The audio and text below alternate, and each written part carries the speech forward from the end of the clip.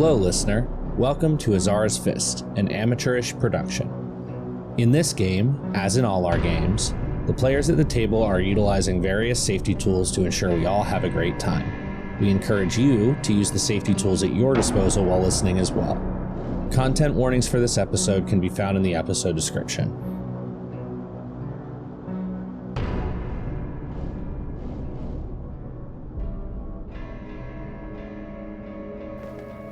As you head down this long hallway, Sam leads you through a series of corridors.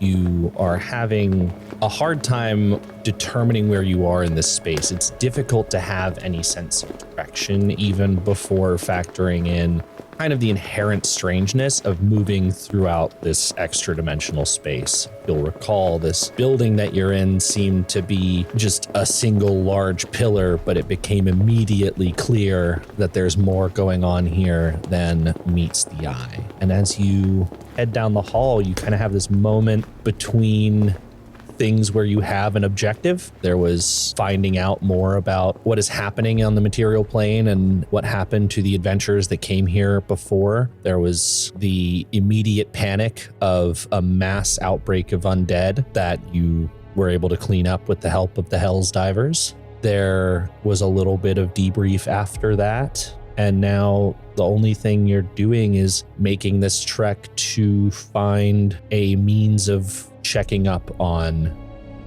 adopted father of one Buckley. As we're walking along, I'm going to sidle up next to Sam. I've got a couple of questions for you while we're going wherever it is that we're going.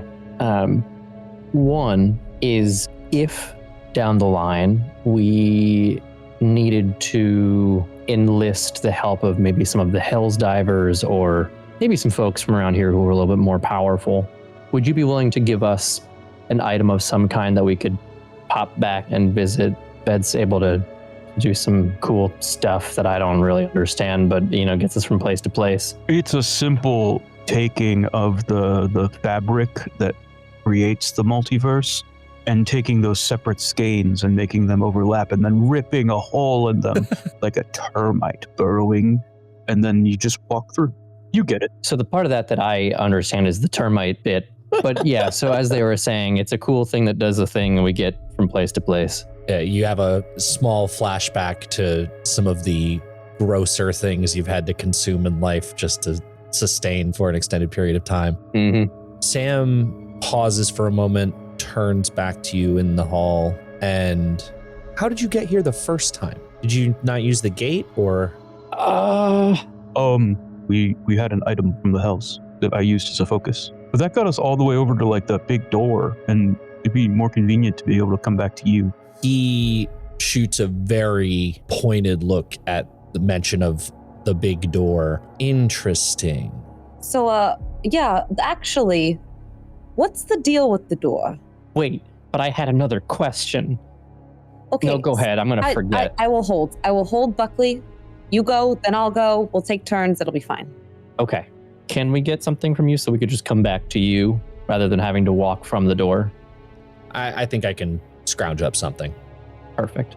And then my second question I will hold on to is we're going to take turns, and I said that I would. Go ahead, B. Okay, yeah. So, that big door with and I'm going to pull out the invisible ink drawing of the door that I can make people see. And I'm going to show it to Sam and ask if he knows anything about it. He kind of looks at you for a moment. Oh, interesting. Why? Insight check. Go ahead and give me an insight check. All right. I too would like to insight. History check. That's just a filthy, inappropriate 20. Mine's also a dirty 20. Shawn, are you trying to give help action with the historian, or are you just making a history check? I'll give the help action with historian. To Buckley or B? To Buckley. He said it first. Sorry, B. I make the check, so you get to have advantage and then add +6. Amazing. As I'll, in raries, just start answering the question from a purely historical context. I don't know how much of that gets down into your subconscious, but apparently some. 29. Okay. So, some. So, from what you can tell, Sam is immensely powerful. The four of you together probably maybe could take him in a fight with no outside assistance from the millions of devils in this space. And he seems unnerved by the mention of the door. I am not the worst thing down. Not a great guy. I am not the worst thing down. Is that like a lower level, like a different level? No, it's all We don't one really now, isn't have it? those anymore. Or sort of, I guess, more of a, do you have the people who are more or less, you know, agreeable in one location and the folks who don't play well with others elsewhere? Like a high security wing. That's the category of don't play well with others. Also sort of a legacy resident, you might say. I've been here for about 1,000 years. They've been here many times over that. Who is it? Could they be in charge here if they wanted to be? Is that sort of the vibes we're getting? I mean, I don't necessarily want to entertain that thought, but they don't seem to have any interest. Also, I am magically prohibited from even conjuring their name in my mind to tell you. Okay. So I couldn't tell you if I wanted to. Keep the door closed. That's a good plan. Well, I do want to just remind everyone in transparency that I did try to open the door and whatever was in there said not yet, but soon. So that's not great if what Sam's saying is accurate. Oh, I forgot that it happened already. Yeah. Yeah, Sam should know about that. right. Are there stories about this resident, or maybe stories that reference them if you can't tell us who they are so we could find out more information? Or are you... I have a pretty cushy gig here. Not trying to play with any of that right now. Yeah, all right, fair enough. I won't ask that. Feeling pretty good about my influence that I'm putting into the world by helping you out right now. I think I'm gonna hold here. Fair enough. Just one more question. We are currently going to a currently in about an hour. Isn't it Buckley's turn? Oh, yep, you're right, Buckley. Go ahead. I'll ask my question after. I'm just going to beam at Ved and be like, thank you. Fair's fair. Hilariously, well, it's not hilarious, but I was going to ask probably a similar question. I was going to ask if you had any insight or advice about dealing with whatever it is that we end up dealing with. You've been around for a while. You've, I assume, experienced some things with deities at some point. To call what is happening right now unprecedented would be a generous understatement. In theory, perhaps in ages long past, we had kind of thought of ways to maybe try to do something like this. The problem is that it generally requires some degree of willing trust on the part of the being corrupted. Oh. So nobody here was ever going to get that ticket. Did you know her, Morgo? Did you ever? I mean, yeah, we've met. This is kind of how I'm the guy here. Sure, okay. Is she cool? Well, not anymore. Well, I mean, Clearly. Was she cool? Maybe. She might still be. Is she amenable to being cool again? See, now that is the question. We didn't find any way to permanently make any sort of lasting change. So this is a thing you've researched before. Listen, I'm not judging you. I'm just leveling with you here. I'm saying that perhaps We didn't always have like a super cool relationship. That's all I'm saying. So she's not cool. And she wasn't cool before. that's very, very useful. I don't care about the quality of your relationship. The research you have done may be very helpful to the overall task, and while you may not be ready to share it with us yet, might I gently suggest to a person who is at least 4 times stronger than I am, please have it ready in case that use becomes helpful. Similarly with things and stories about people behind doors, if this is a factor that may, the gods are becoming corrupted. This is kind of a let's get all the cards on the deck here. Although I guess I'm not getting corrupted. I'm good. So really, your back is the sweaty one. Okay, fair. Also, Sam, you can't talk about the other resident is everybody not allowed to talk about the other resident? No one's ever done it, and most people don't know. Is there someone who maybe would be willing to try and doesn't necessarily have kind of a good thing going that they would be putting at risk? Would Morgo talk about it if we could get her to talk? He starts to answer that question and cannot speak. We don't know that the resident and the current situation are connected, but they very well might be, especially considering what B was told. So perhaps, again, gather what tales you can, given your limitations and any directions you can give us while we are away dealing with Buckley's. Which time are we going here? This is the first time you've seen him since you became a... Yeah, okay. Yes. Well, I saved him, and then we saved him, but I haven't seen him since I dropped him off. This is the first time I'll be meeting him? Yes. Great. Well, I mean, you might have met him. I meant kind of in the... I have very little lucidity left in me. It's taking a lot of effort to be here and only in this moment right now. But Sam, are you picking up are you the one that can bend? Yeah. So, first of all, there were about 30 questions half-asked in the last minute and a half. Listen, we're processing a lot right now, Sam. You gotta forgive us if we're maybe a little bit more scattered than a normal day. I'm trying to answer, but I go to answer and then you have another question. Very well. We'll be quiet for the next... I'm not great with measuring time, but for a while. Until you're done talking. How's that? Okay. So, I didn't get to ask my second question, so we do need to come circle back around to that. At some point, he's going to smite us. I'm sorry. Go ahead, Sam.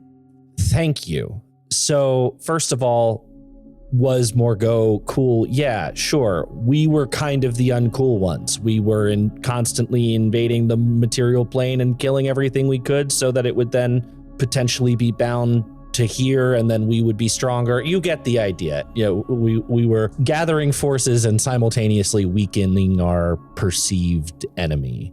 Having that not go well in the grand scheme of things, amends were made, and we were in a better position to material plane weeks ago than we had really ever been.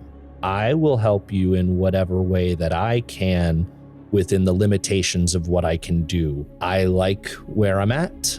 I'm not going to try to change that. With that said, we were never really sure that we could make anything stick. So maybe they did figure it out. Maybe this is the end game.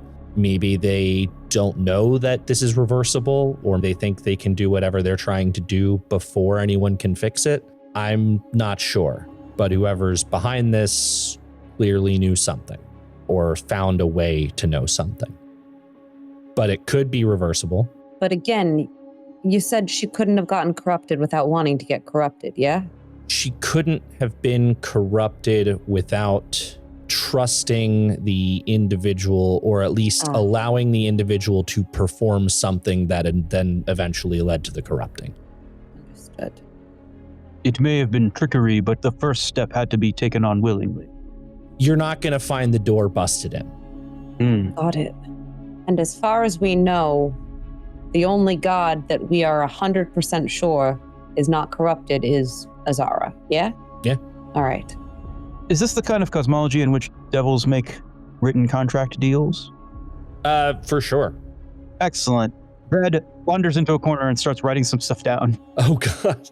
Things you might be aware of in general that when they were talking about the people who end up down here, it's like a couple of ways, right? It's people who did awful shit and aren't welcome anywhere else, and then people who made deals in life that bonded their souls to this place. So that is very much a thing that happens here. Excellent. I'd like to write up a contract just stating what he said, which was that he wanted to help us deal with this god corruption problem and wasn't going to fuck us while he did it. Like, that will write down his words. I mean, you can certainly try. You're asking a devil to sign a deal that doesn't seem to have any immediate benefit for him. Well, the immediate benefit for him is that we help him stop the corruption problem. I mean, in his mind, that's a him problem, but it's a bigger you problem than it is a him problem. You're not giving us you're giving us a relatively small help or a relatively small problem, it seems. And should the problem become bigger for you and you require more of us, then we can include a clause here that both sides can scale appropriately. My end of the deal is getting you where you need to go. Yes. And also not killing you while you're here. Excellent. Okay.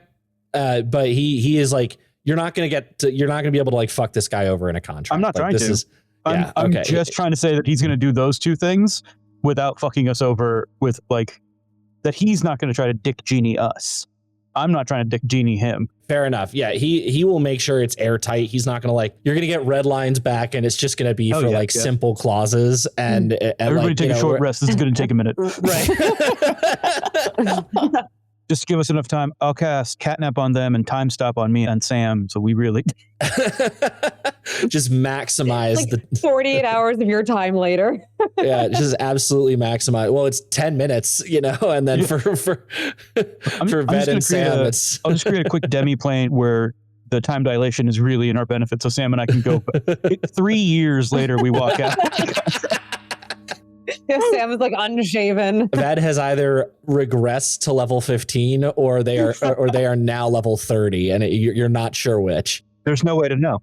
Yeah, a short time later for the rest of you, you are led into a room where a number of minor devils are waiting with what appears to be some sort of like archway. There's like a magical translucent glow underneath the archway. The air here feels extremely heavy, but after a moment you realize it's not with smog or humidity or heat that it feels heavy. It is just magic. This room is thick with magical energy.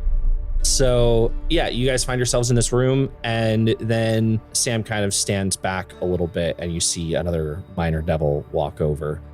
So anybody used one of these before? Probably not. Never mind. I'm not even gonna worry about it. We're gonna open the gate. You got a minute to walk through the gate. We can only open it from this side. You wanna go in or you wanna come back? You meet us here in an hour your time. We'll figure out the conversion and all that. We'll open the gate. You'll have a minute to come back in. We can't use this again for another, probably about a day or so. So don't miss the bus. Sam, could we grab that, whatever the trinket is that allows us to come back here in case we miss it, just to be safe? Planning on missing it? No, but just in case. He disappears like completely from the space for a moment and then returns with just this like, it's not a soul coin, but it is this small golden medallion. Bad, was it? Yep. Can you add a little extra note in the contract that this needs to be returned to me? Yep. Do you mind if I ask what it is? Is it just a coin? Oh yeah, it's just a medallion that is attuned to this place. It doesn't seem to have any value beyond the fact that it's gold and pretty. Okay. Ved will run it along their knuckles, forgetting that they have not learned how to do that skill at this point in time, and drop it and then immediately pick it up. Sorry. And then put it away very carefully. Thank you, Sam. Do you need anything from us to get through the gate, or do we just... Gate opens. 60 seconds and counting. Okay. I'm gonna walk through it. There's a devil behind it, just kind of in the background, that you are sure you've never spoken to, but just shouts from the corner, "Bye, Buckley. Hope you find your dad." Thanks. and you walk through. And the rest of you leave Buckley there, and it's just Buckley gone, and the rest of you go on through your day. Yeah, I don't need to fucking visit his dad. Have fun, guys. Not my dad. I got my special toy. Buckley has to return it. And look, Wait, fuck! Yeah, 3/4 of Azara is enough, right? Yeah, I think Ved almost misses the gate by getting distracted by looking at the arch, to the point where like one of the devils might have had to be like, You get like Spartan kicked through the door. I just look at the way this is. Kaelis is going to go through the gate last, specifically because they have not dropped the like Hell's getup that they had shifted into. And now, just on the way out, they're like walking forward to walk through, and they're going to turn around and do a little like Toodles kind of wave. And at that moment, shift back into like the human form of the tiny little girl. bye. The fuck? And then like fade out through the gate. Excellent. Fantastic. No notes. So you arrive in it is very warm here, first of all. Not quite hell's warm, but it's nice, temperate, mild climate. Just a little bit of like humidity, light breeze. And you look around and you see not too far off in the distance, you've essentially been dropped at the outskirts of what is kind of like a makeshift town at this point. You see buildings that look very out of place, and it's almost immediately clear to you, Ved, that these were conjured here. Is this a real place in the world, or is this like sort of like a pocket dimension for safety? You're not sure. Okay. Hey, Ved, do you know where we are? Do I know where we are? No, I don't think so. I genuinely think it would be tough to tell. You know a lot about the world, but you've not been a lot of places in the world. And the places that you were in the world, you were a bit passive about it. Oh, yeah, for sure. Yeah, Ved was never really interested in the outside. I think when Buckley asks the question, Ved's response is, well, based on what I can see in the sky, we're not on the material plane because the sun doesn't look like that on the material plane right now. And if we were, the temperature and time of year and type of trees only narrows it down to about a third of the planet. So no idea. So the sun is dark everywhere back home? On the material plane? Yeah, that's my understanding. Oh. Sam seemed to indicate that as well. If your dad was in a new spot, where would he gravitate towards? We've got a lot of buildings here. Probably where the food is. He's a good cook. Fair enough. You do see that there are a lot of people out here. I mean, this town that you guys evacuated was small for sure. I mean, it was 500 people, but it's still 500 people. So you can see there's crowds of people and no one's resting and hanging out right now. There's a little bit of panic. You can almost hear people shouting over each other a little bit. You're far enough away that you're not picking up anything immediate, but you definitely hear some shouting. How hard would it be to find a singular person in this crowd? About as hard as it is to generally spot someone you're looking for in a crowd of 500 people for us. Cool. So I'm gonna do a minor illusion, and I want to work with Buckley like a police sketch to kind of like get an image of I was just gonna walk into the middle and start yelling his name. Oh, wait, Buckley. I was gonna do a slightly higher level version of that. Oh. I was going to take one of your memories so I knew what he looked like and then cast locate creature. But hers sounds way less invasive, and you won't lose a memory about it. Oh, I was going to figure it out with minor illusion and then do a major image and say, have you seen this man with a picture? I like that. Memories are kind of a new thing for me. I'd give it back. I would like to... Eventually. Yeah, but even the idea of letting it go to begin with, I don't have that many of them. So I'm just saying, I'm agreeing with B. Okay. Like, this sounds way less invasive. You should do that thing. All right, yeah, we'll do that then. I think a big billboard in the sky sounds the most fun also. Yeah. Yeah. I want to workshop the sketch with a minor illusion, and then when we get there, I'm going to major image it in the sky. This is great. Well, now you have to describe Damon for the group here so that B can flash up the wanted poster of your father. Damon, I mean, he's like a little bit under 6 feet. He's got thick mutton chops that are beginning to get a little flecked with gray. His hair is starting to go like a little bit thin on top. He's a little bit portly, and he's smiling. That's how I describe him. B, if you want to go ahead and just call it a spellcasting check, so just your charisma plus proficiency. Can I give her the help action on this one? Sure, you are literally doing that. My first roll is 30, so I think it's probably fine. Yeah, I mean, it's pretty solid. I mean, yeah, so you essentially... All right, well, since Katie's plan's not going to work, I'll go up. and above the face, it says, have you seen this man? And under the face, it says, P.S. It's Buckley. Hi, Dad. Hi, Dad. It's too funny. So you approach this like throng of people. Most people are not paying attention to anyone approaching. You can see some of these devils that would have been bringing people here. People are generally in either hushed conversations off to the side of just families trying to calm each other and everything like that. And then there's people who are like getting mad at devils for taking them here and not understanding what was going on, and the general kind of thing that happens in an emergency when people just don't understand why they're being asked to leave a place that's important. Buck will absolutely stop and intercede on any of those conversations as we are like making our way in and be like, no, it's okay. They needed to do that. You were going to die. In a lot of ways, just spurs a lot more questions, but hit me with, are you trying to persuade or intimidate people? Persuade. I'm not trying to scare them. Go ahead and roll persuasion. That's a natural 18 plus 10 for 28. So as you are trying to intercede in some of these conversations, arguments, perhaps, you get a little bit of resistance, but pretty quickly, it's almost as if you exude an aura that is generally calming for people who are followers of the pantheon you are currently representing. You are able to move through the crowd and have this major image just jumbotroned over your heads. Buckley, go ahead and make a perception check for me. Watch, now this is what I'm going to roll badly. I mean, 8. Yeah, so you're having trouble. It is not to get too real world with it, but you are essentially trying to find one person or maybe small group of people who would recognize this person who is fairly new in town at the time in a convention. With that said, very shortly into it, you hear your name called. Buckley! Dad? Buckley! Buckley! And as you turn around, you can see people starting to like spread out a little bit as someone is clearly trying to get someone else's attention. And you see Damon. I scoop him.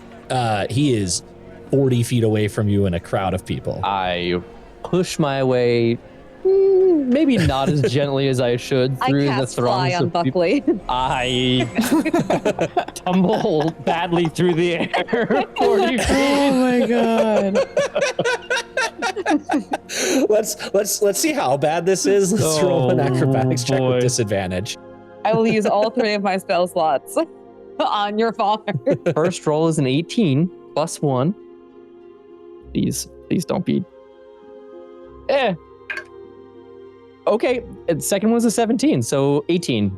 What is up with your dice? Jesus, no. There's me 2s and 3s on every combat roll. In any case, you are able to very quickly get the hang of this, much to your own shock, as well as Biatrice and the rest of the group. It's easier than you thought it would be to just kind of float in a direction. You think if you had this happen to you and you were just goofing around and trying it out, it would be way more difficult than having an intense point of focus that you are trying to reach. It's almost a little bit more instinct than anything else, and you're nothing if not built on instinct. That is true. I definitely, if there are taller people between him and I, they might get kicked in the head. Oh yeah, for sure. There are some like, sorry. unfavorable curses hurled in your direction. But genuinely, there is also some wonder. I mean, this is a small town, and like while magic is prevalent in the world, for people from this town to see middle to high level magical ability in any fashion is intense. And then compound that with the major image. There's a lot of like big magic just kind of being thrown around here in a circumstance that maybe the average person wouldn't think deems it necessary. This was the most necessary use of spells that I have ever. And you are.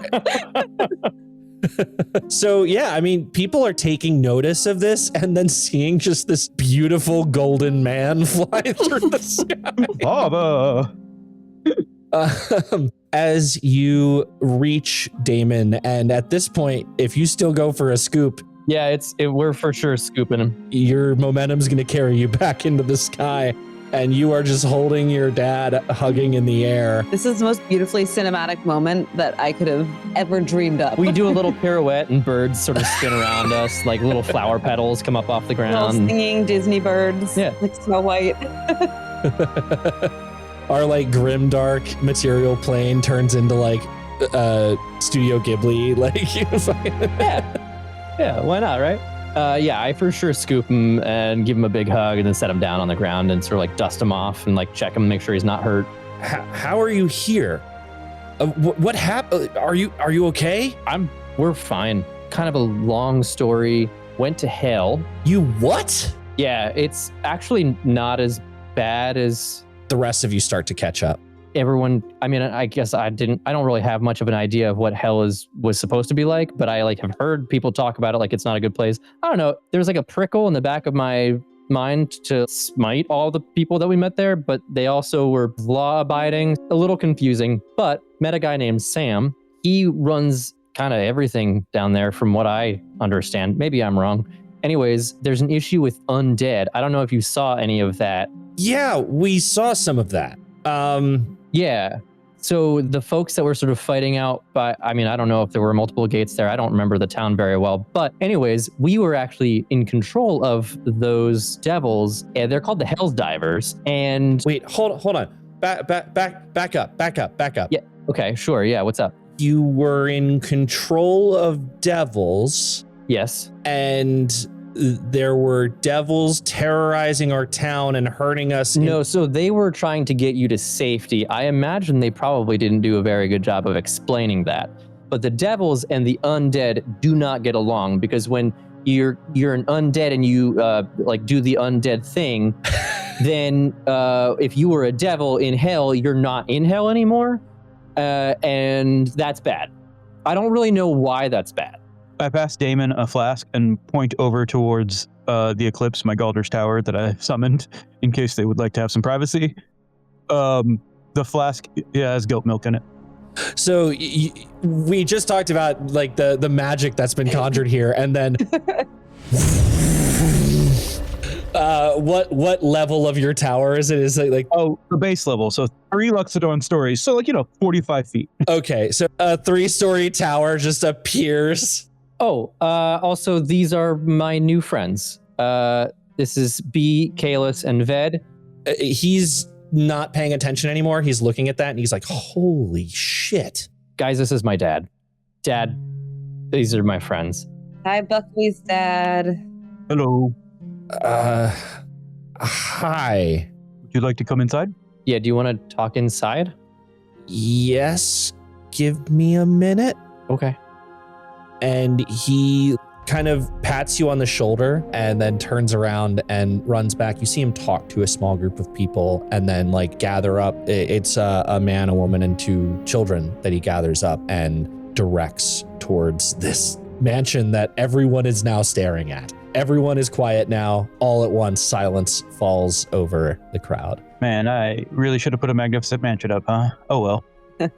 Guys, it got really quiet. Everyone's looking at us. I don't like it. Oh, hello everyone. I'm Ved, and this is my house. Come with me, and I'll open the door to the first floor. And the first floor, which is usually just an empty mud room with areas for shoes and a fire to get dry and warm by, is a full ass soup kitchen. It just doesn't have any people to do anything with it.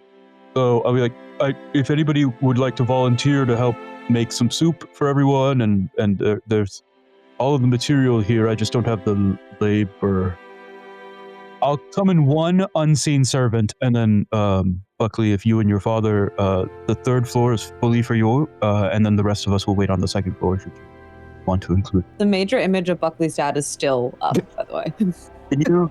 And now Buckley's dad is standing in front of that major image. Do we want to?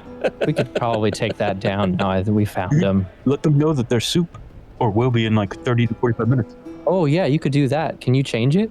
Can I change the major image to say there's soup with an arrow? How does that spell work?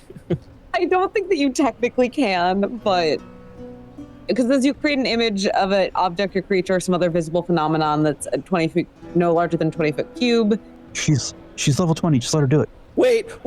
As the image changes location, you can alter its appearance so that its movements appear natural for the image. For example, if you create an image of a creature and move it, you can alter the image so that it appears to be walking. Similarly, you can cause the illusion to make different sounds at different times, even making it carry on a conversation, for example. So Dave just goes, soup.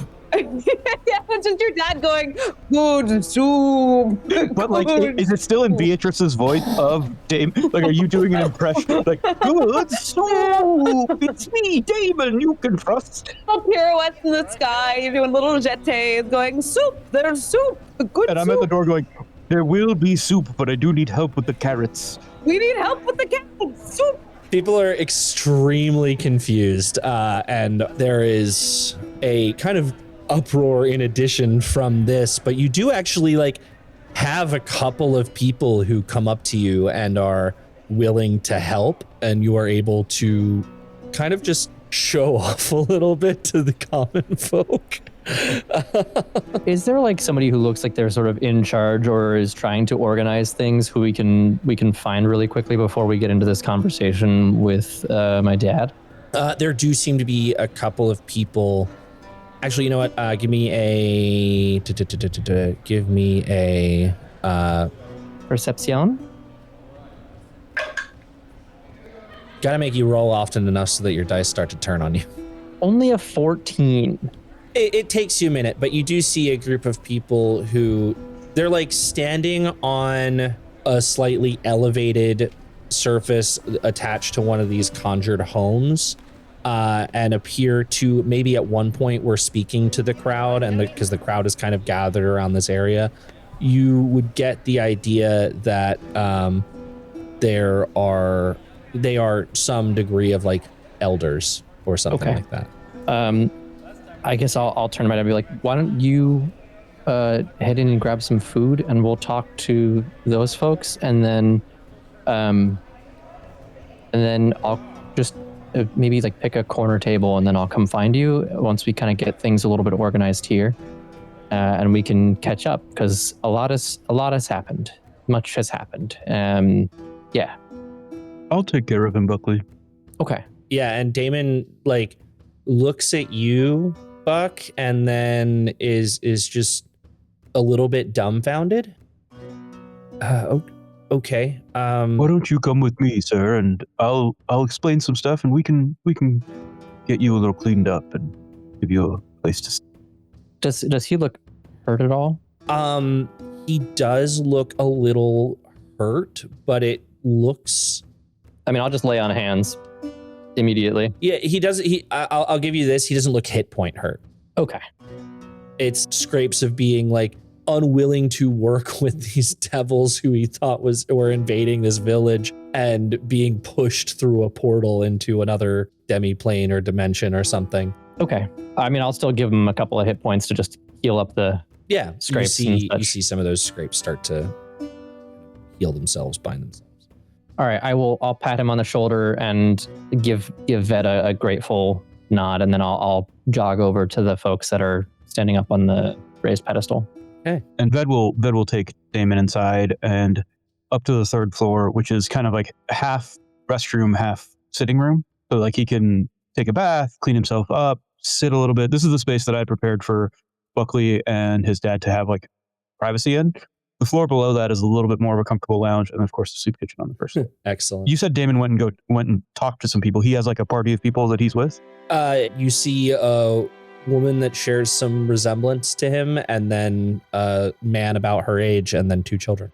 I'll scoop them up and take them to the third floor if Damon's fine with it, so that him and his whole party can become a little cleaner, and then I'll focus on getting the soup kitchen running. Yeah, you hear a little bit of like, Damon, who is this? Who are these people? What is going on? Oh, I'm sorry. I'm Ved Ayana. I'm a friend of Buckley. Buckley is Damon's son of a kind.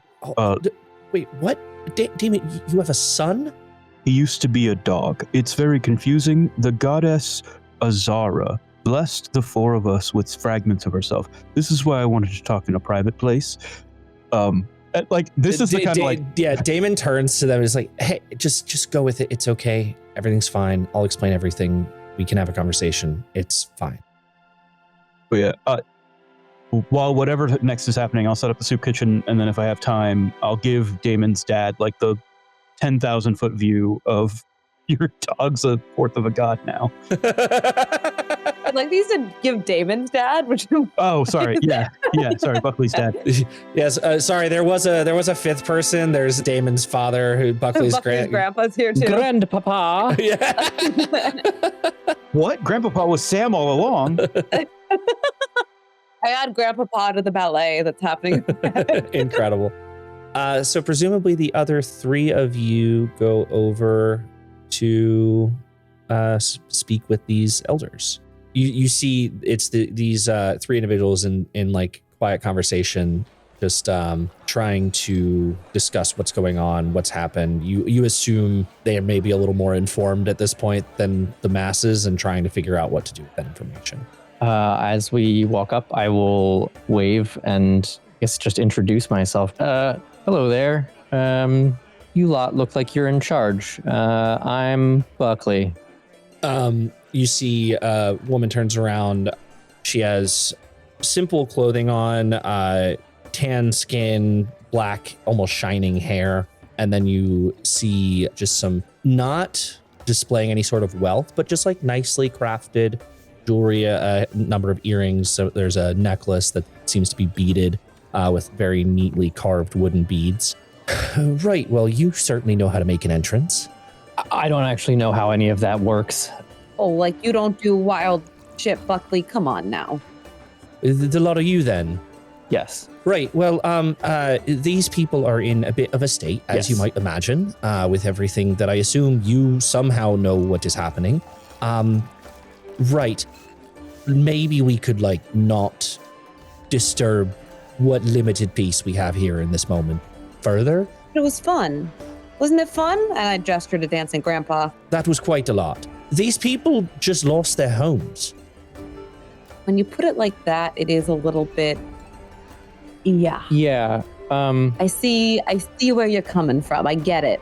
Right. And you see a man over her shoulder, much taller, but seems to be like yielding a bit of the floor to her. Just kind of looks down like, yeah, not super pleased with kind of how that went down, but you know what? We're alive and maybe we shouldn't be. So Oh, you definitely wouldn't be. In all fairness, the world's fucked right now. So you are in potentially the best place that you could be. You might be some of the luckiest people on the planet at this moment in time. So let's reframe. That might be a tough pill to swallow. Let's maybe start with food. I assume you guys weren't able to bring any through when the devils were escorting you. Escorting is quite a word for it, but no. Yeah, I mean, we're not really given any notice. Well, there wasn't time. How much do you guys know? I don't want to tell you things you already know. That feels stupid. Why don't you tell me what you're aware of, and then I'll fill in what I can from there. Well, a few days ago, the sun went out. Yep. Not great. Nope. And then we, with very limited notice, were swept up by fiends of another kind. And yep. We thought we were all, well, we all thought we were dead anyway. And then we were informed rather brusquely that we are alive. Mm-hmm. But perhaps we're fortunate, and now everything we've ever known is gone. That's about it, I think. I feel like that's that our homes are destroyed and may never be rebuilt, or will need some help for sure to maybe salvage any of that ever. Yeah. Can I just emphasize again how incredibly lucky you all are, truly. Again, forgive me if we don't feel particularly lucky right now. Yeah. That is fair. But in the scheme of things, Buck, I'm pretty lucky. Not the time. I'm sorry, I'm just saying. So, yeah, all the things that you just said are true, including the bit about needing help and potentially never being able to rebuild your homes. That is accurate. However, what B was saying is also true. Thank you. It's, I don't know how to properly convey the scale of what was happening. Basically, can you guys? I love Buckley trying to explain this. Can you guys keep? You're in charge for a reason, right? Here, you're good at keeping things that need to maybe not be spread to everyone because it would cause an uproar to yourselves to the extent that you need to. Right. Well, that's clearly not you. So hopefully it's us. Yeah. Well, okay. I wouldn't have done all this. I just wanted to find my dad. More importantly, anywhere that bodies were not disposed of such as they can't come back, they have all come back. And I don't mean some, I don't mean most, I mean all. The world is being taken over by undead. Yeah. Everyone who was ever buried is crawling out of the ground. Yeah, if it wasn't blessed or burned or something like that, they're back.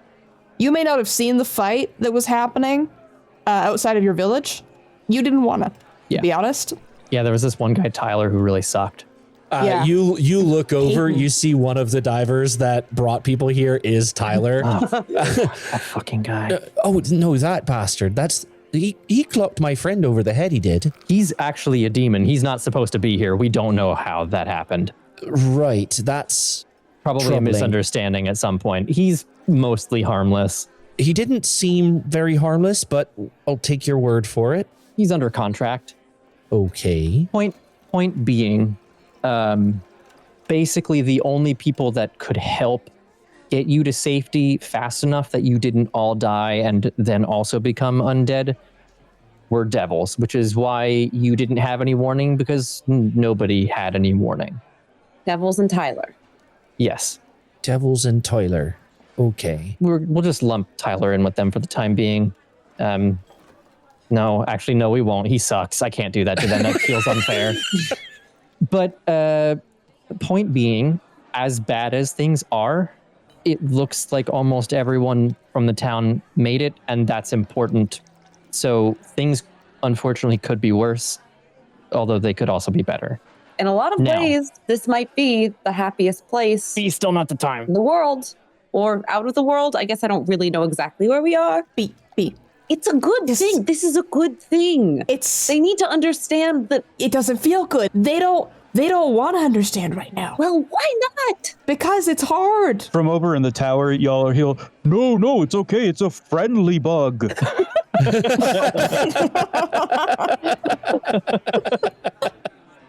Right. So, what are we to do now? I heard something about soup. Yeah, so the big tower, the reason that I came over here actually was because it seems like you have influence over the folks here, and I think that some stability is probably useful. We don't have the means to cook for all of you, but we do have the means to allow you to cook for all of you. The sun turning black, I don't know if I explained that, but we think that one of the gods was corrupted. Not just one of the gods, at least two of them. That we know of. Probably more, realistically. Again, Not the time.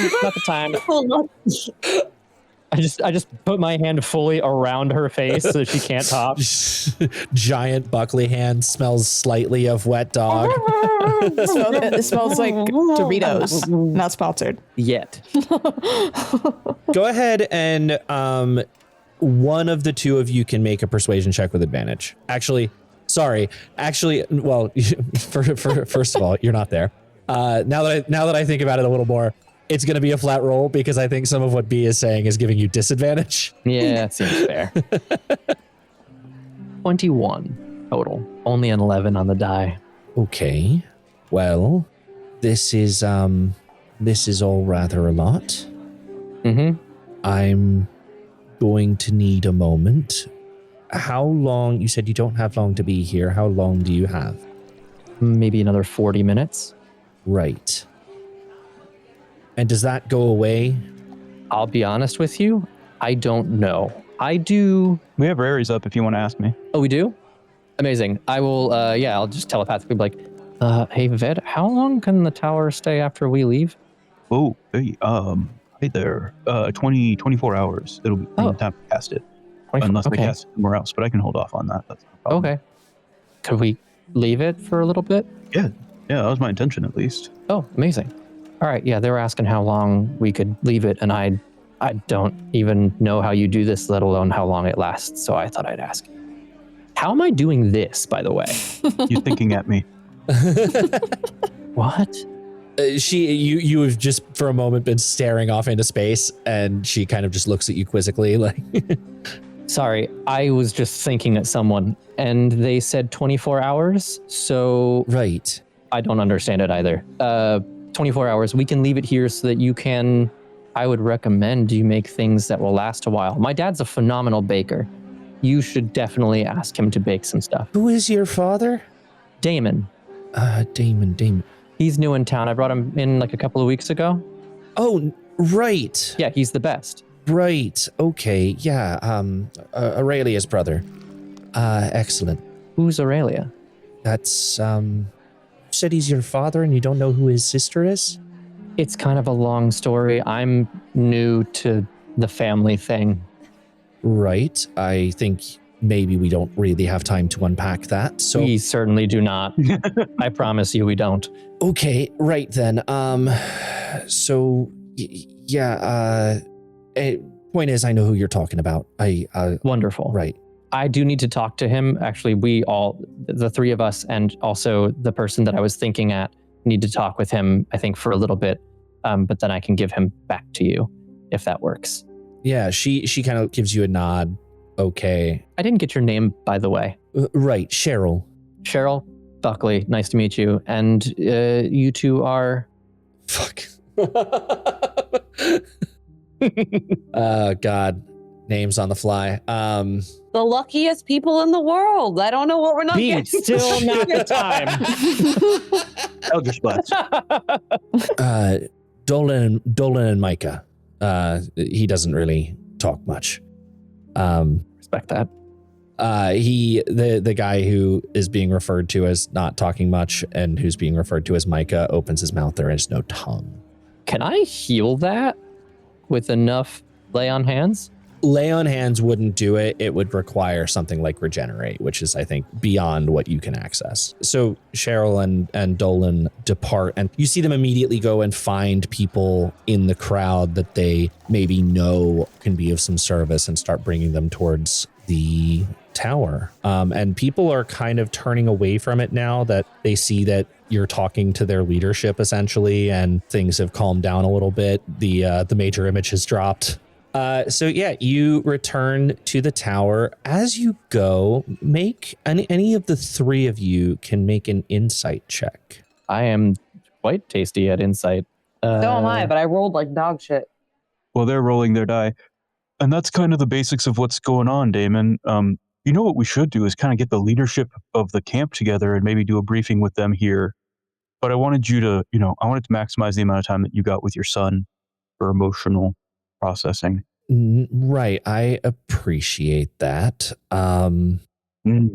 This is all quite a lot. Yes.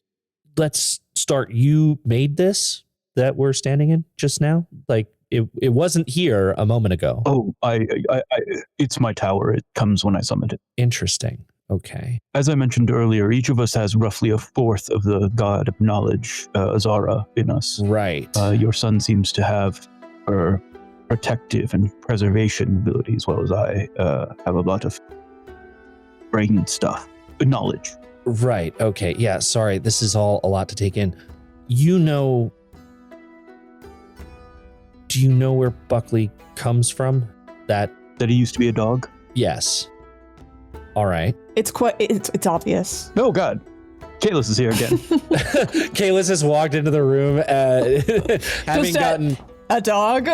Yeah, Kaelis, you're tired of B making the entire leadership of this town just angry about no, you should be fortunate to be here. I don't understand why someone wouldn't want to know that they are lucky. Still not the time. I think as Kaelis walks away from B, it's a good thing. Who's still going down this track, would just be like, B, what if when we went to your house and you realized your whole family was dead we all said, well, at least you still have a house. We literally got everyone out. They lost their possessions. It's not that big of a deal. Not the point. I think it is. Not the point.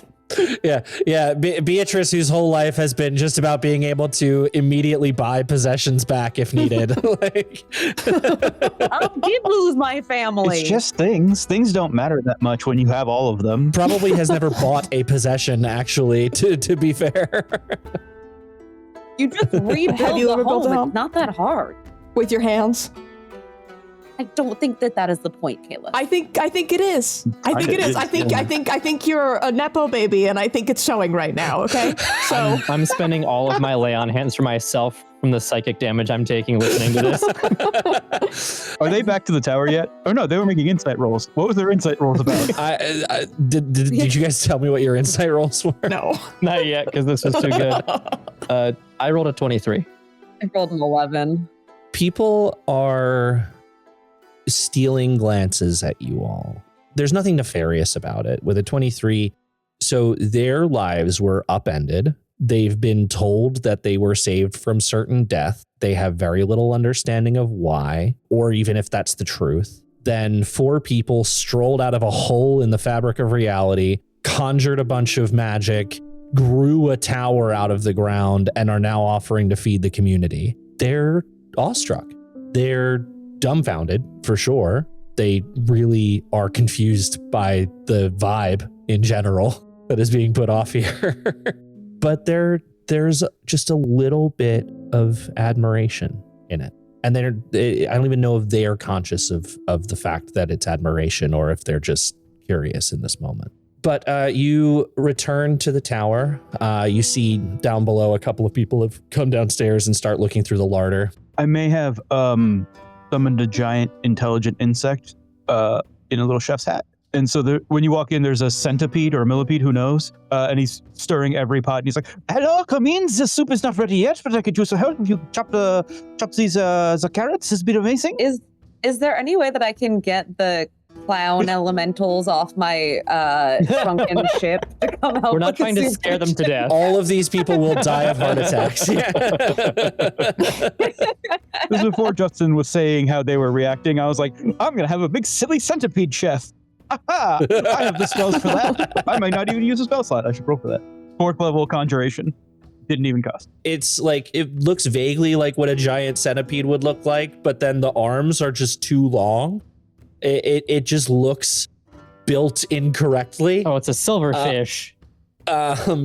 It's strange for sure. Does it have a cute little French accent? Got a little mustache. Of course, he has a French accent too, because he's a chef. He knows how to do all of the French things, such as poaching the eggs and Ortolan for everyone. Ortolan for everyone. All of a sudden he's German. Yeah, my French accent switches to German every time. He studied in Mexico countries, you know. He's just vaguely European. Incredible. So yeah, you see people immediately unnerved by this, but really having no other options, having not been able to bring supplies and not seeming to be fed by their captors, saviors, not entirely sure at the moment. But given that the 4 of you at least look humanoid and not from hell, they are a little more inclined to trust in this moment, just seeing some familiarity, and are beginning to kind of help each other a little bit. And you see some of the arguing dies down.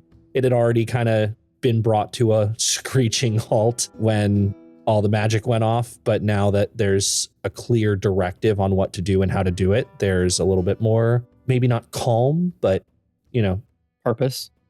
Yeah. And you have the 3rd floor. Before we cut to Buckley and Damon and the family, the 3 of you on the 2nd floor, what are we doing? Short resting because I used a lot of my spell slots. I mean, if you need a cat nap, I got the spell ready. I'll take a cat nap. Sure, 10-minute short rest. Take it. So B says, "I'll take a cat nap," and then B is unconscious. This Ved just B's waves like, a hand. cat nap, and Ved's like, "Oh, sleep." Drooling, snoring. Kaelis looks between B and Ved. What? Well, at least she's not saying that terrible stuff to the people in the village anymore. Oh, yeah. And I think at this point, the Council of Elders arrives, like the Council of Leadership that we invited to like kind of give them a briefing on the situation arrives. And I'm like, well, let me open by saying you're the luckiest people on earth. On the third floor, not the time. Kaelis jumps out of the third floor window. Wait, Kaelis, no, not the time. I think Ved's goal here is to take the leadership of the people trying to explain the situation they're in, see if there's any questions he can take back to Sam, I guess. Like, how do they leave? Are there supplies coming for them? Because I don't have those answers, but I'll run it up the food chain for you. And then give them a idea of where it is they've found themselves and what the situation back on the material plane is. And just kind of give them information that might help calm the people and also give them some idea of what direction to walk in. In a way, you're almost giving them information that they know what's happening so that they can find ways to talk around what's happening to not panic everybody. However they choose to lead their people, I want to make sure that they have as good of a chance at that as possible. I imagine this is going to take most of the next 40 minutes to say that simple sentence. Kaelis, what is Kaelis doing during this time? Has not like super interacted with a lot of people. I think Kaelis is like stopping to actually take it all in for the first time. And I think just the hells diving, it was like a big moment of like, oh, this is happening. This is our lives now. This is probably our lives forever now.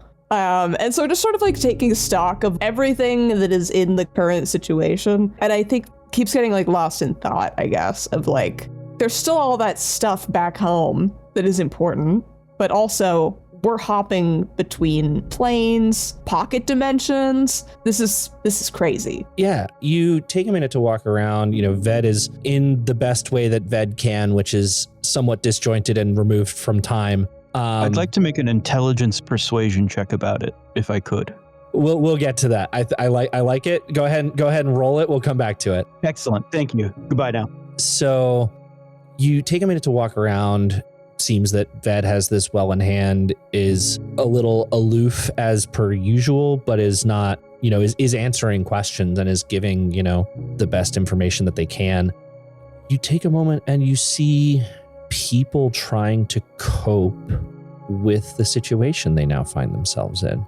You get the sense that you did just see the leadership of this town told what was going on from, 1,000-foot perspective. It's hard to imagine that even if they told the masses every word of the truth, that it would be well taken or even believed.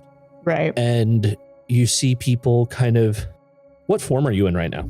The form from the beginning, short, femme, long, straight, black hair, kind of like hollowed sort of face. Age-wise, what is this in human relativity like? 18. Okay. Maybe. Yeah, so you actually... This is the unassuming form. So yeah, in this unassuming form, you get a couple of younger kids that are running around a bit, just maybe parents kind of gave up on keeping them in one spot and just letting them burn off some energy. And these like children just kind of run by you. One of them bumps into you a little bit and then just kind of looks up. Hi. Hi. Do you live here? Well, no, but sort of now, I guess, kind of. It's my friend's place. Oh, but okay. Well, it's like a magical place, though, because we can take it with us. Oh, that's really cool. Yeah, so that's why I kind of like I think I've had one sleep here, maybe. But yeah, no matter where we are, it just comes out of the ground just like you saw. And then it's a safe place for us to stay. Wow, that's really cool. What's and you see their expression start to fall a little bit as they realize they're about to ask a question. And it's like that kid having unease and not knowing why. Right. What's happening? Can we go home? Do you want to sit with me for a second? This feels like a sit-down conversation, not a stand-up conversation. Yeah, you can take a minute to find a quick little like bench or even just like, again, that kind of raised the platform? ground. This is Okay. a child. The ground is fine. You just cop a squat. Right here. Just full collapse into a sit. Yeah. Crisscross applesauce. So, what do you remember from when you left home? Well, it was really scary. Everyone was yelling and the scary people came and we were in the center of town and we were brought here and I'm just really scared and I want to go home and no one will tell me what's going on because I'm, I guess, grown-up stuff. You see this kid's like, 9 or 10. It is a lot of grown-up stuff, if I'm being honest, but I'll do my best to explain it to you in a way that makes sense, because it's kind of confusing even for me. Okay. But home isn't really safe anymore, and it's not just your home, it's a lot of people's homes in a lot of places. And so even though leaving was really scary, and you were obviously so brave because you're still here, so even though that scary thing happened and you had to be big and brave to get here, there's some other people that are going to have to go and be big and brave to make it safe again at home before you can go home. Are you one of those people? I am. Wow.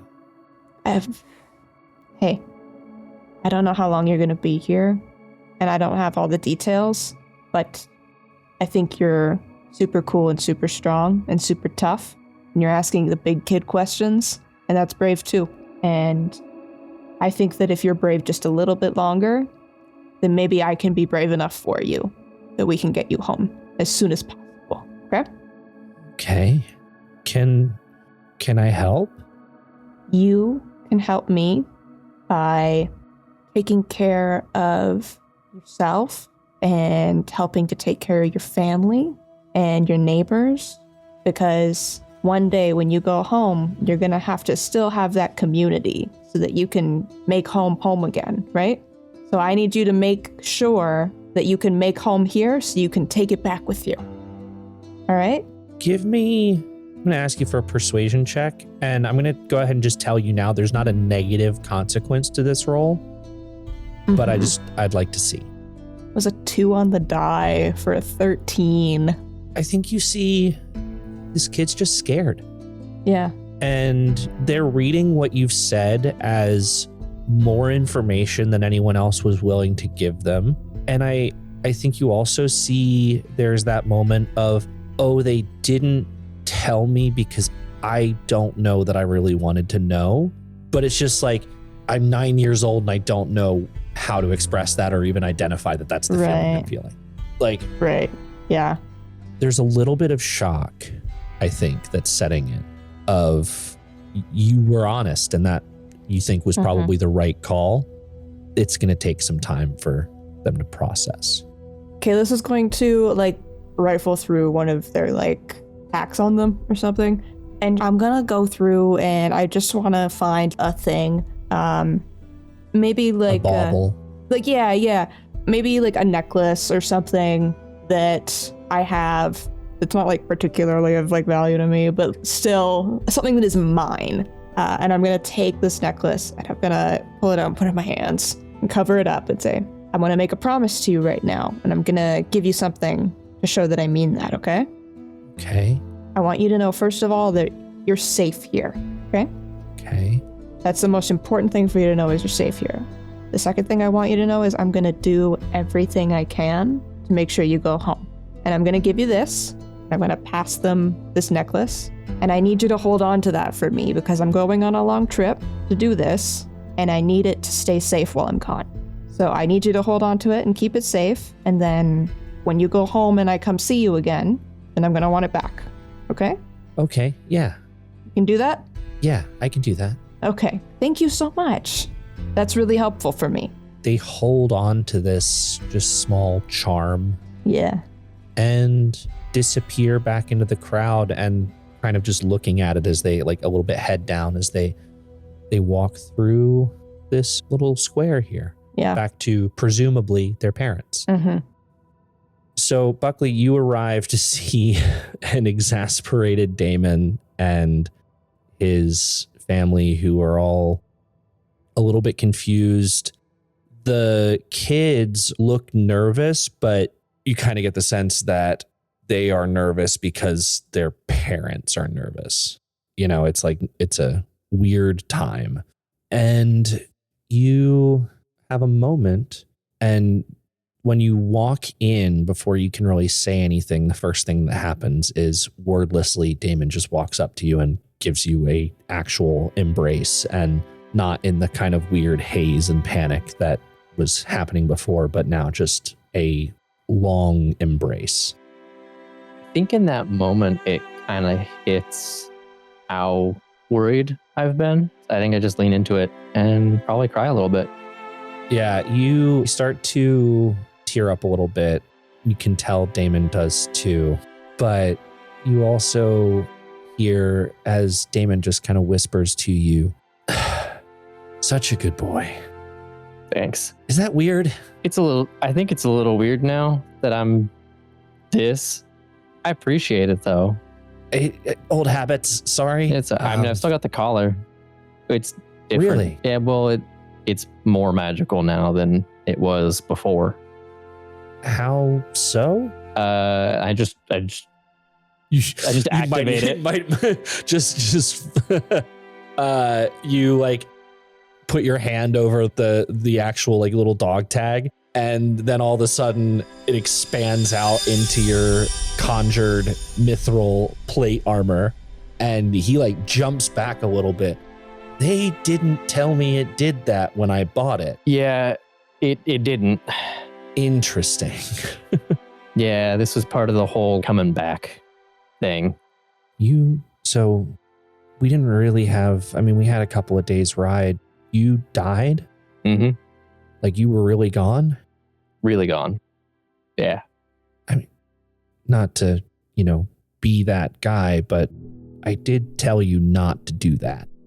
I was still working on the listening thing, Not a lot of people can talk to their dogs and have them understand. I really, really thought we were going to be able to, Yeah, ordinarily I would have gone along, but I couldn't just let them do that. Right. I got him. Oh, you were there. Well, were you conscious? No, but we did talk about it, and it's still a little unnerving. Yeah, it's still a little unnerving for me, honestly. Yeah, so still grappling with that a little bit.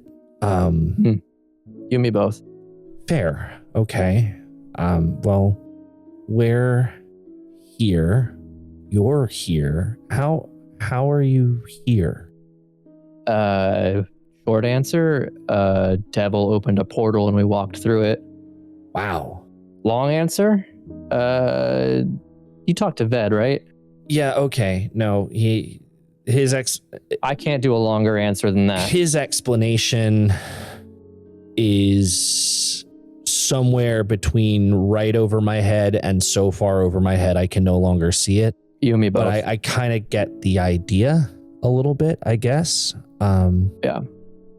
Yeah, their explanation is a little bit more than I can comprehend in this moment. But yeah, your friends seem nice. Yeah, mostly. I think they're well-intentioned. I keep figuring new words out that I just get to use. This is a weird time for me. That's got to be strange. Anyway, are you safe? I'm safer than most people, but I don't think anyone's safe right now, to be honest. Right. But I'm 1/4 of a god, which is probably a heck of a lot better than... Okay, so that's maybe a little bit of what's doing my head in, because your friend, they were talking about Azara, is literally part of you, each of you, and now you're just running around and trying to save the world, I guess? Yeah. Basically. That's incredible, Buck. Oh God. While you were downstairs, Ved kind of explained it to the family a little bit. I hope you understand it wasn't that I didn't want to talk about you. It's just that it's a hard sell. A little weird. Everyone, this is Buckley. Hey, guys. Buckley was, ? Yeah. My dog. Yeah. And now Buckley is a man. Yep. And I think... Part God. Right. That's another piece of that to chew. Mm-hmm. And I think the thing that matters here is that in every way except scientifically, I suppose. Don't know what that means. They do. Go on. Buckley is my son.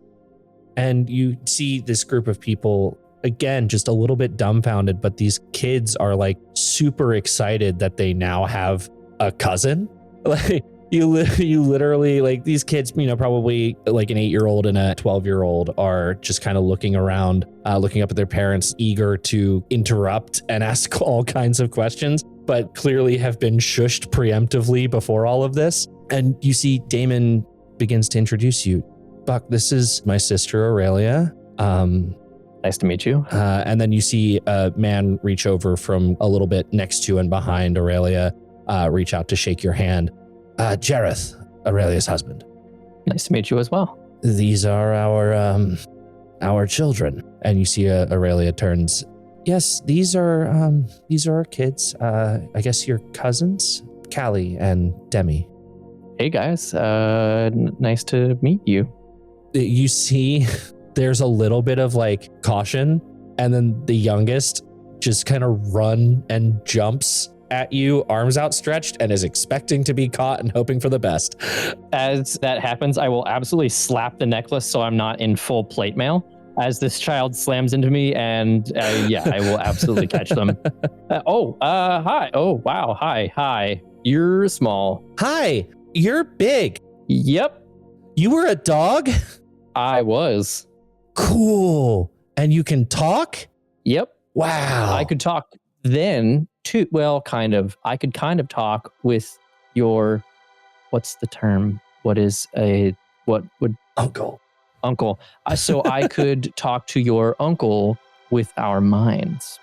Pretty cool. Yeah, you make a quick little insight check. Okie dokie. That's 22. Yeah, there's like a little bit of trepidation from Aurelia and Jareth, and it all washes away when you have like this kind and pleasant and honestly safety conscious interaction with their youngest child. And you see the older child, Callie, looks over at you and is a little more calm and reserved and, trying to kind of feel the situation out. Hi, I'm Callie. Hey, Callie. Nice to meet you.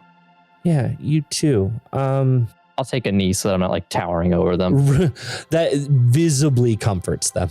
So, Uncle Damon said you saved us, and then the other man said that too.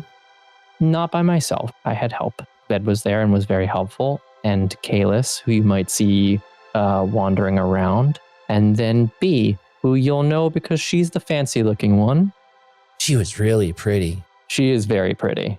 But don't listen to the things she says, because she is a spicy person. I don't know how else to describe her. Damon goes to like give you another way and then realizes the things you're trying to say and just kind of backs out. And no, that works. Yeah, she's very, they're all very powerful. So are you gonna make everything okay again? Do you want an honest answer or do you want an easy answer? I mean, like you, if you're gonna I gotcha. lie, then don't. We're gonna try. Okay. We're gonna try. I won't promise that we're gonna make it better, but that's my job. That's why I'm here. Okay. Yeah. And now I have 4 more reasons. You see Up until you say that, you see Aurelia and Jareth kind of just looking. There's a little bit of dread of like, oh, great, the kid's asking the big questions, and the giant man is giving giant them very man is honest just giving the full, like, the full rundown, no holds barred. I don't know how kids work. True answers here. And they're just so nervous. And then you say the thing about having 4 more reasons to care. And I think in that moment, there's just something where they have a realization that you get it. They don't know how you get it, because from their perspective, they've just been told 2 weeks ago you were a dog, and now you're a man who's part God. And they don't know how you could possibly get it, but in that moment, they feel like you mean what you say and that you understand the stakes, and they're terrified and they feel a little bit better having had this conversation. But you are left to speak with them. You've got a few more minutes before you got to start thinking about heading back to chat with them. Biatrice and Ved. Biatrice, you come to 10 minutes later, having received the benefit of a short rest from the greatest spell for any party that has warlocks or sorcerers or anyone else that gets benefits on a short rest in it. Perfect. Hey, Ved? Yeah, what's up, V? I want to ask you a question, and I'm going to ask you because, 1, you seem to know a lot, and 2, I think you're going to forget that I asked you after I ask you, and that feels a little bit safer. Okay. Rude. Ved does not take it any kind of way. He's just like, all right. Everyone that I have known my entire life is dead. My house is ransacked. I'm never going back there. Mm-hmm. Why is it wrong to tell these people that they're lucky? Because they are lucky, and that's reality. So why are they mad at me for saying that? Have you ever been told that something is good for you when at the time it didn't feel like it was? I've only ever been told reality. Well, okay. I don't come from a place where you tell people things because it's nice. I come from a place where you tell people what it is. Well, yes, but did you eat your vegetables as a child? I mean, Was it ever a struggle? Did you enjoy eating your vegetables despite knowing that the authority figures in your life said they were good for you? I mean, Our emotional state isn't always fully aligned with reality. but And while these people are very lucky compared to those that lost everything and died, they are in many ways still at the precipice of death. Without their community or structures or... But they have their community. They have, look at, and I point over at Buckley with the kids and the family, and I'm like, Yes. there's the community. The community of people, yes, but the community of infrastructure, the buildings, the things that they have put their work in over generations to build to give themselves the ability to survive and eat and be safe. They won't have any of those resources. They have nothing to fall back on. They have no... This is everything they have. And this is everything I have. Yes. Okay. Different people. So, am I supposed to lie? Is that what I'm supposed to do? I mean, I'm a big fan of lying. It is a very useful tool. So yes, if you can. But I think in this case, you could simply not say all of the truth. They are lucky, but they don't feel that way. And there's no real reason to tell them they have to. They will someday, hopefully, realize the silver linings to these clouds in their lives. I don't know how good I'm going to be at the omission of reality for the sake of feelings thing, but I can certainly try. Do what I do. When in doubt, shut the fuck up. When in doubt, shut the fuck up. Okay, all right. I will endeavor to shut the fuck up. Would you like me to erase this memory? From me or from you? From me. You seemed that you didn't want me to remember. I have a feeling it's not going to come up again for a while. Okay. You seem to process time in a way that I can't even begin to unpack. It's a massive headache, let me tell you. Yeah. I was like, let me stay lucid for this 1 hour, and it's fucking terrifying. Yeah. There's like a French, I don't even know what that word means. There's a centipede with a weird accent downstairs. Yeah, making you soup. did that, Ved. Yeah, You made that happen. I want to remind everyone, like 4 days ago, I was a librarian. One that they parked at the front desk. I wasn't actually doing any of the library parts that day. Well, What does that have to do with the centipede in the kitchen? I don't know a lot of what I'm doing. Got it. Okay, well, that makes 2 of us. I am immensely grateful for you and Kaelis and Buckley to do this on my own, even if Azara had given me every iota of power. I do not have the skills. She has chosen not just with intelligence, but with wisdom, her champions. That was a very kind thing to say, and I don't know how to respond to it, so I'm going to shut the fuck up. Hey, we're all learning. Anyway, I gotta teach these village leaders what the fuck they're doing. You want to help me, teach them a little bit about how organizing people works? You seem to have some skills in that. Sure, yeah. I mean, again, my methods are probably a little bit more, organized crime to organized community. Yeah, Same skill set. The same skill set, yeah. Yeah. Fuck it, I'll give it a try.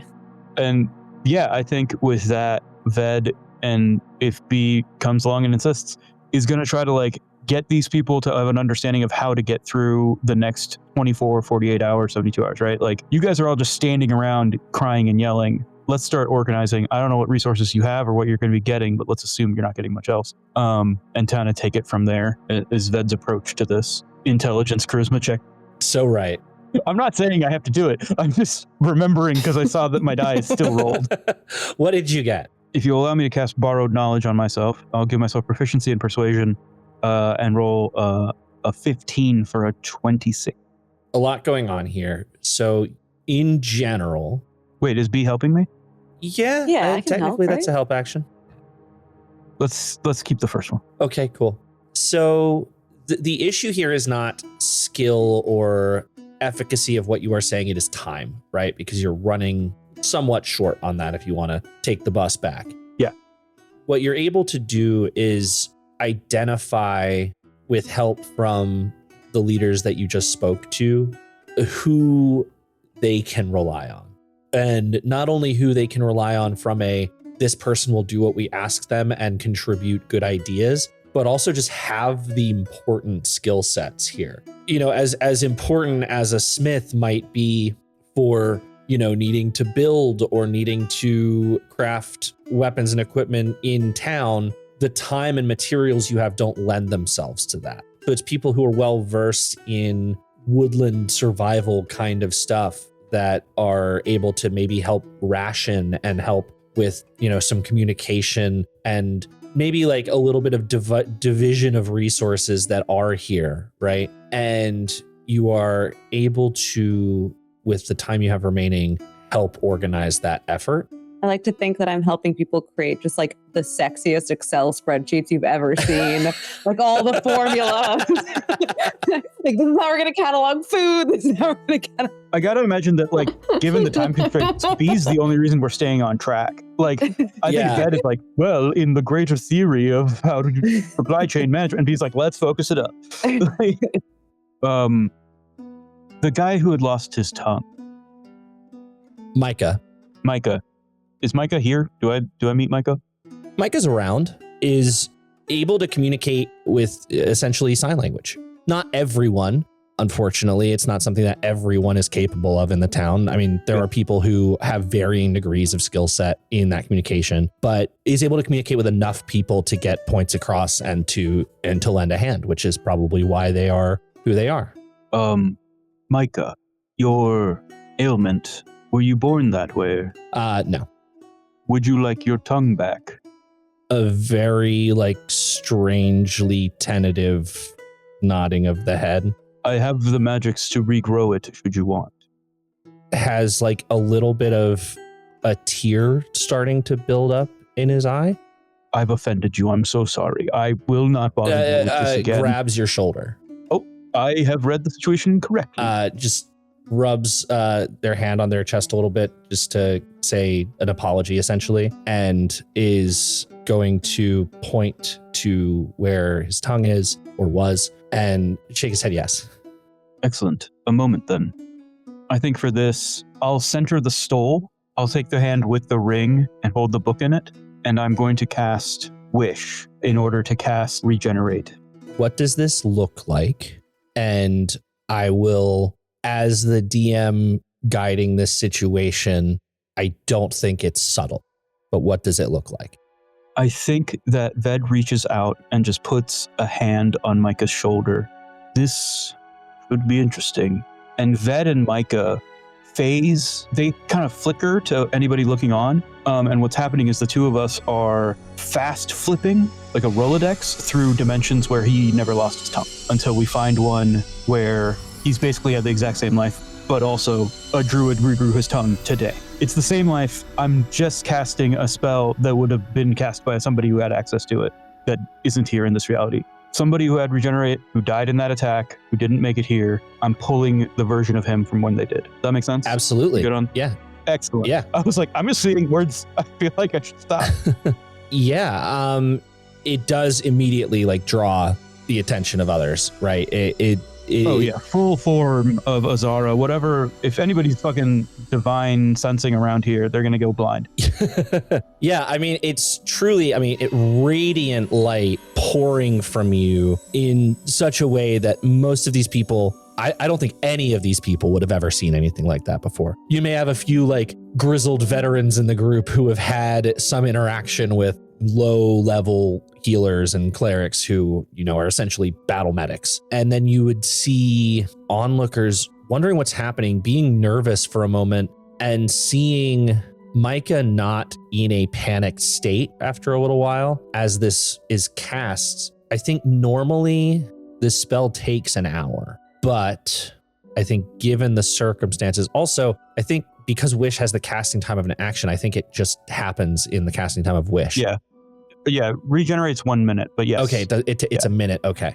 Even better. But point being, very rapidly, and that's kind of you going through that Rolodex of realities to find the right one, and they see you shifting constantly. You're wearing different clothing, Micah's wearing different clothing, Micah looks slightly different, and then you finally reach a reality in which he retains his tongue, and it is easier for him to communicate. And perhaps it's a world in which he either never lost that ability or was able to regenerate it some other way, as you've mentioned. His mind is this reality's mind. Right. The body is as similar as I can get. Right. So as you come out of this and everyone looks on, it is very quiet. And you just see his mouth is closed when you stop the spell, but he just reaches and goes to like physically touch his tongue, and feeling that for the first time just starts sobbing. I keep my attention only on him. I'm keeping the energy right here, just us. I'm 8 feet tall. I'm scooping him into a hug. No one's getting fucking near Micah until he wants them to. Both arms and a trunk, by the way. My hugs are fucking dope. Yeah, I think everyone's just kind of a little bit flabbergasted at what they've just witnessed. They don't really know what's happening. They just see Micah has reached for his mouth, started sobbing, and then leaned into you. Crying is something that he was certainly well capable of with or without a tongue to do that with. Don't really need that, but starts to quietly, as it's been a long time, you would imagine, remember what it's like to use that to form words and sounds. And it's a little bit, hesitant at first, but it's not, he was an adult when this happened. So he had a lifetime of speech, and fairly quickly under his breath, as he's still shuddering a little bit. Thank you. I'll go as far down as this needs to have. I'll put my forehead against his and say, the only thing I ask is that you remember. Amazing. As people start to realize what has just happened, they erupt into cheers, and I hit the deck. yeah, they are fully run to Micah, who is now approaching the crowd, and people who know him everyone here knows him. There are 500 people here. Everyone knows everyone, but the people he knows best are just pushing through the crowd, trying to get to him, give him a hug. Some of these people may have heard him speak before. Many of them have not, right? This is momentous. And for all intents and purposes, you have performed a miracle in front of this crowd of people. Make us gods. That's what you get. Incredible. Yeah, you just see he is swallowed up by the crowd as everyone surrounds them and disappears into celebration. And these people who, when you arrived, were nearly at each other's throats arguing, are now celebrating a true miracle that they all just watched happen. And then just off a little bit away, easily within 30 seconds or so of a walk, as Buckley is saying goodbyes with his father and his newfound family, as B is maybe grappling with some questions she wasn't sure she wanted the answer to, but now has, as Kaelis is grappling with what the implication of all of this is for the world and the people who need defending. You are able to get back to the portal to hell. And that's where we'll wrap up our session.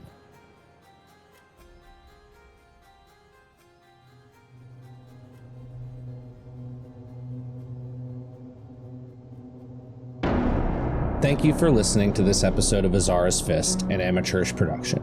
You've just heard the voices of Eli Shanks as Kaelis, Katie DeMatteis as Biatrice, Shawn Banerjee as Ved, Ben Martin Mooney as Buckley, and Justin Lane as everyone and everything else. Editing for this episode was done by Ben Martin Mooney and Katie DeMatteis, with sound design by Cy Rutherford using assets from Monument Studios. Join us on Patreon at patreon.com/amateurishproductions for special bonus content, including our immediate reactions to each episode at our free tier and full post-edit talkback episodes at all of our paid tiers. Thank you, and we'll see you next time.